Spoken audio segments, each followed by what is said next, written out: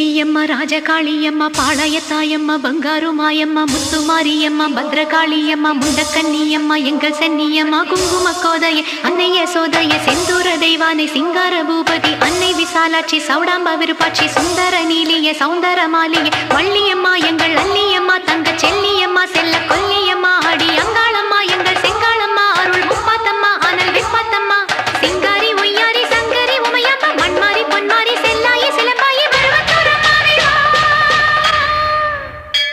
ஒரு தாலி வரம் கேட்டு வந்தேன் தாயம்மா